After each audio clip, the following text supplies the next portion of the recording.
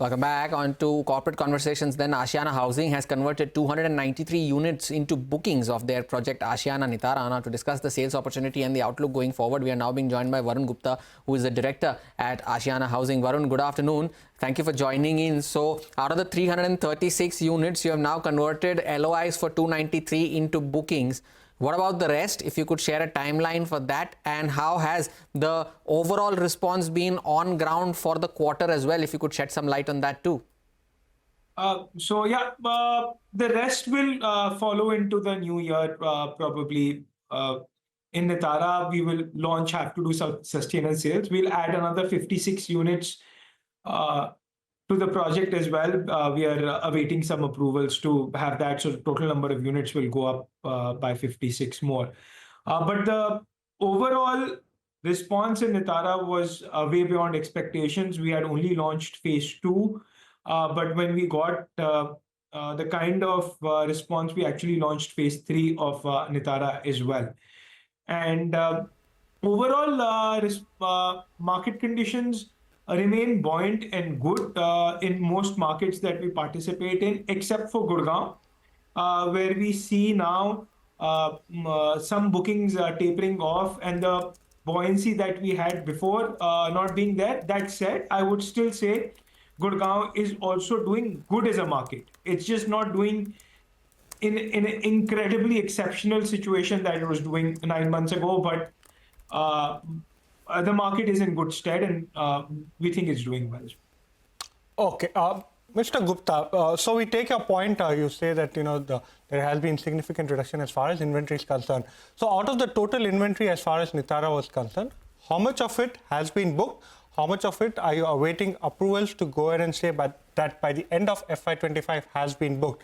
Now, when it comes to realization, a brokerage firm has written that this particular realization for this project is much lower compared to what is the current prevailing market rate as far as that micro market is concerned at 4,400 rupees per square feet. So what is the reason for the reduced rate at which sales were done? Is it mainly a function of demand?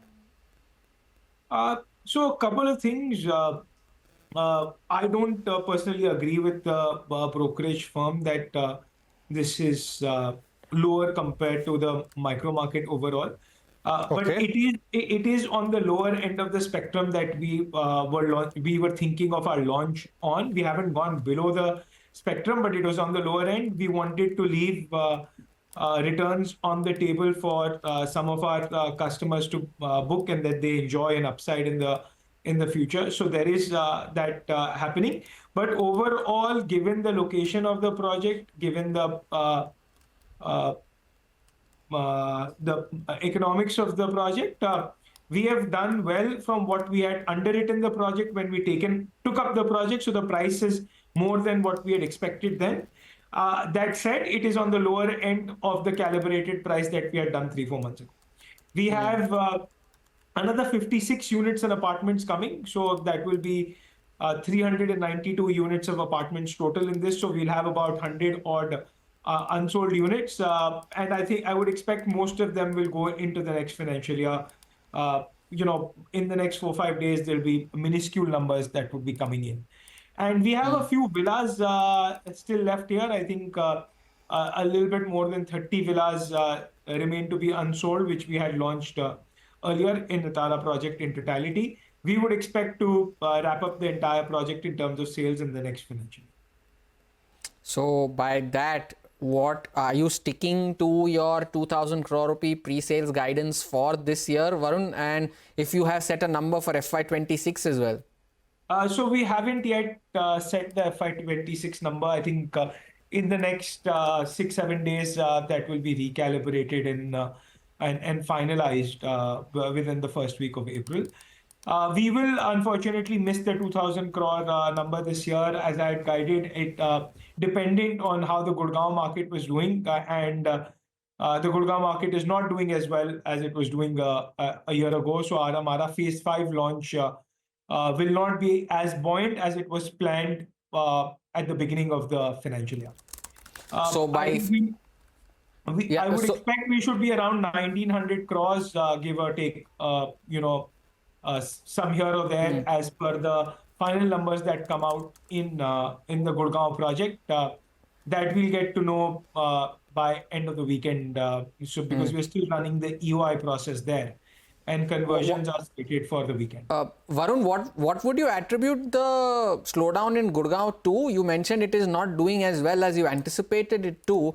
Are there any underlying factors on the ground that's leading to the slowdown, or is it a demand-specific issue? No, it's not a demand-specific issue. I think there is a lot more choice to customers today with supply coming in as compared to what was a year ago. And I think there are enough customers, but with choices, they are taking their time in making decisions. So it's not that we don't have enough customers coming in the door. We don't think the market is mispriced right now. I think it is priced properly in terms of ticket size, at least what we have to offer. Right. But the customers are taking longer in making decisions because they're exploring more projects than earlier. Varun, one very quick question. Average realization, FY25, where do you expect it to end at? FY26, will we see a degrowth on account of the factors that you mentioned in terms of competitive intensity as well as supply build-up? I don't know the exact FY25. A ballpark figure. I wouldn't like to quote. I don't even have a ballpark number in terms of per square foot realization across the board. No, FY26, I would think that we should not see degrowth. We will see improvement in total sales as compared to the previous year. As I said, except for Gurgaon, markets are doing well. And as an organization, we are structurally shifting towards senior living. It has been a smaller part of the business, but it's becoming bigger in absolute terms.